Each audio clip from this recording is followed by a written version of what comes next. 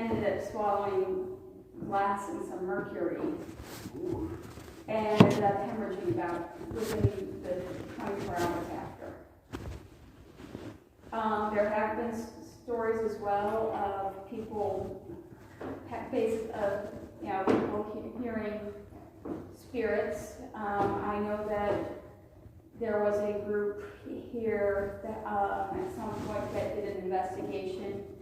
They're pretty sure that they think they got contact. I don't really know. I was babysitting one of the other buildings. And so I wasn't really sure what, if there was any truth to that, but we can at least try. Is anybody here?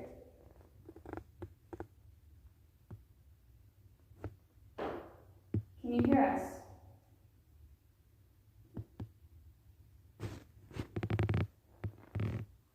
Can you please, if you are willing, give us some sort of sign, like make a noise, to let us know that you're here?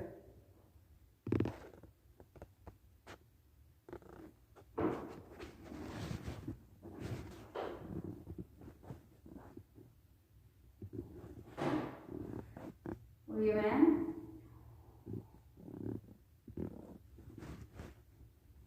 Were you a woman?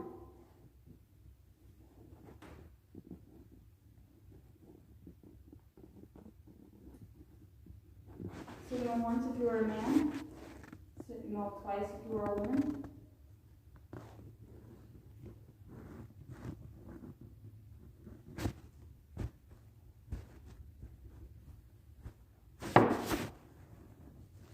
Okay. So, man, I hope, I think.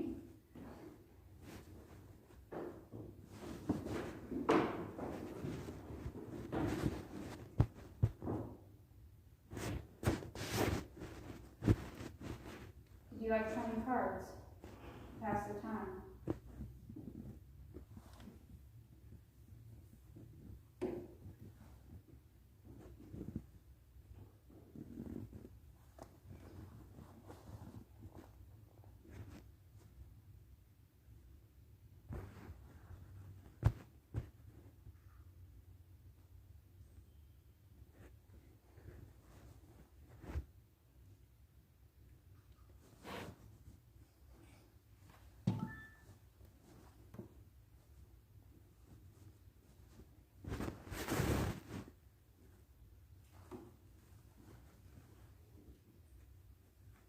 Can you give us anything? Were you enlisted or were you an officer? Once if you were enlisted, signal twice if you were an officer.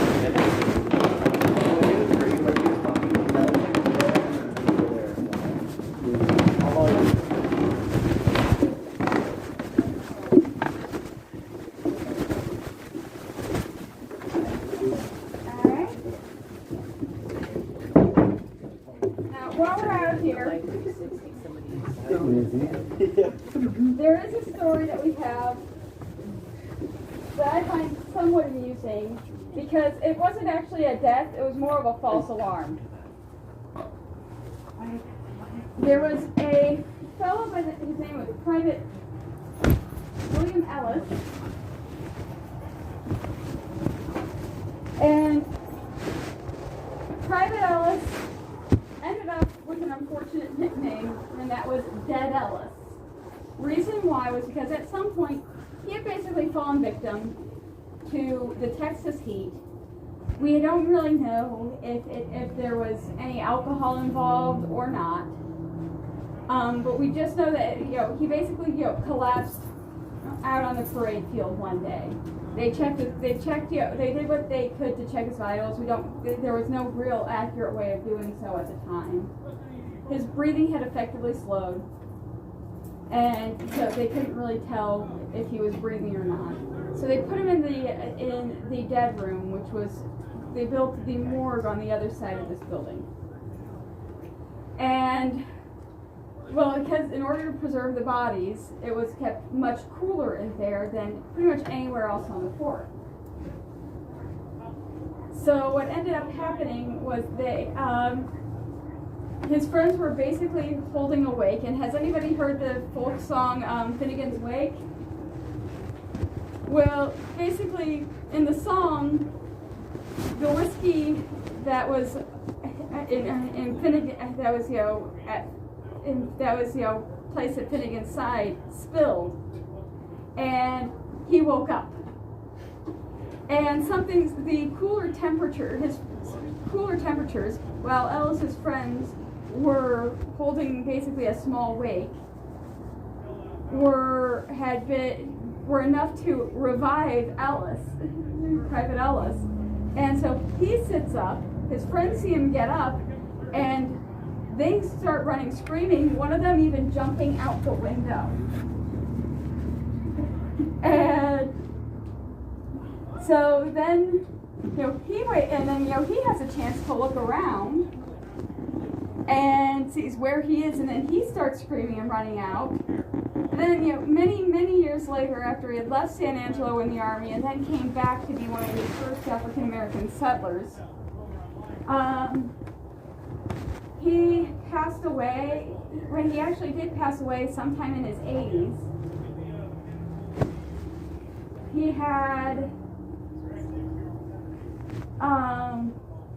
his funeral is still, at least per population, is still considered one of the, with adjustments for population, I should say, it was still in the top 3 most attended funerals in San Angelo, because they wanted to see if he would actually if he was actually dead this time or not. Yeah, that's why I find it